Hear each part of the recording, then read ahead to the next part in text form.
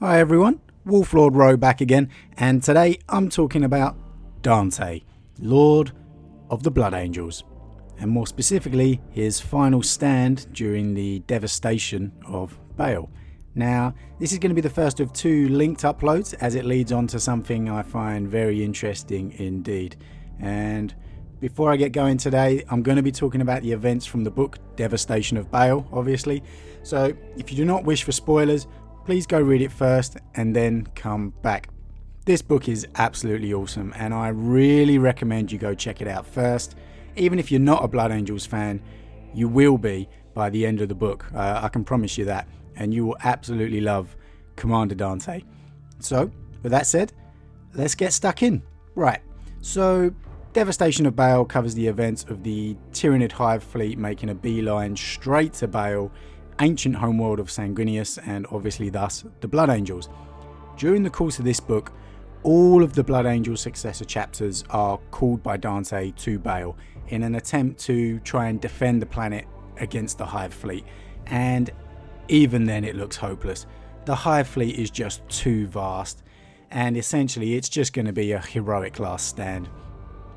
Now, the Blood Angels and their successors inflict catastrophic casualties into the hive fleet. They absolutely maim the Tyranids, many of them giving in to the black rage and their thirst, just unleashing their fury into the Xenos.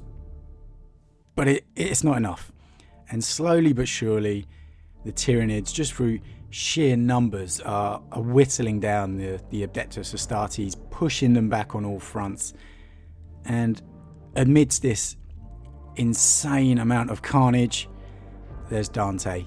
He's everywhere. He's jetpacking into areas being overrun, pushing his fuel reserves to the very limit, responding to calls of breaches in the lines and being first there where he can. He's taking on Carnifexes by himself. He's just being an absolute badass in this book, laying waste to any Tyranids that dare come against him, pushing himself right to that edge of losing himself to his rage and his thirst, right on the limit, but no further, because he knows once he goes over that edge, there's no coming back. And he's still got a battle to command, because, while he's doing all of these heroic acts, he's still commanding the entire battle.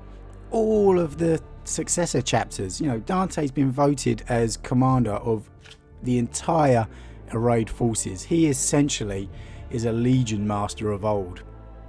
All of these individual chapters are essentially just making up the old Blood Angels Legion, and while Dante's ordering the defences, reacting to this battle as it unfolds,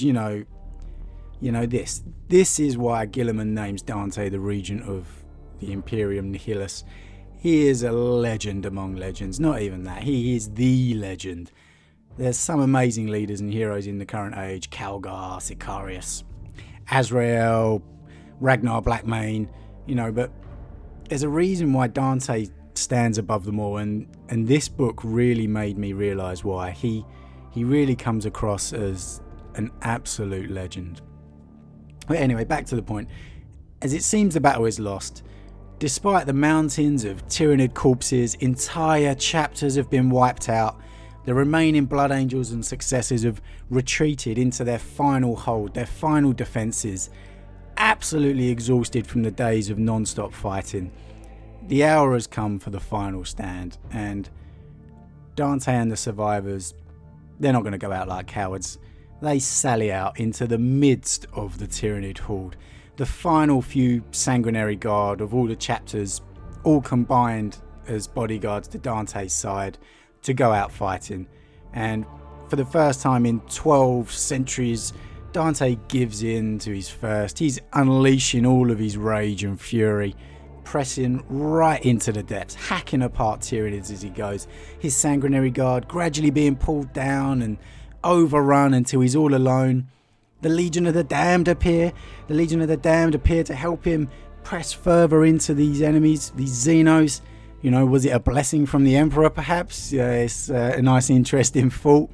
Then, just as he's getting deeper and deeper and deeper, finally the Sanguinor appears. He's been wondering where the Sanguinor is. He doesn't know that the Sanguinor's been helping his Blood Angels forces on the final battle for Cadia.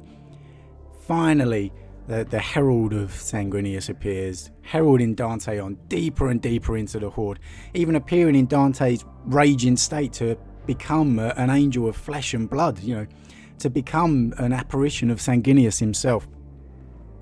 Pressing ever on, even deeper into the swarm, he's having visions of Sanguinius fighting against Horus, striving to retain what's left of himself. He's shouting, "I will die as Dante, I will die as Dante, I am not Sanguinius." And after dispatching a couple of Tyrant Guard, Dante finally comes against the largest Hive Tyrant he's ever seen. The Swarm Lord, you know, the ultimate Hive Tyrant.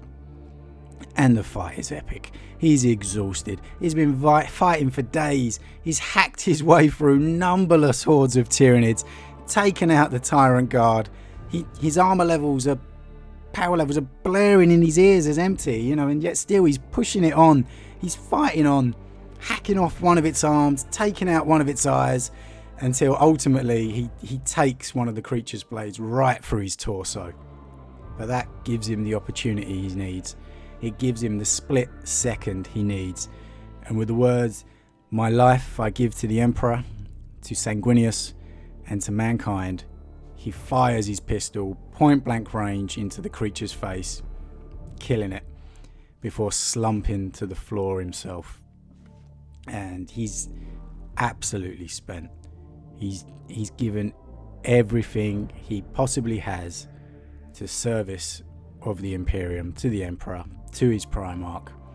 And as Dante lays there on the sands of Baal, given everything he had, the blood seeping out of him, the darkness finally claims him. And after so long a time, he welcomes it with open arms. Only it wasn't death that greeted him. And we'll go on to that in the next video. So, what do you think about the Devastation of Baal if you have read it?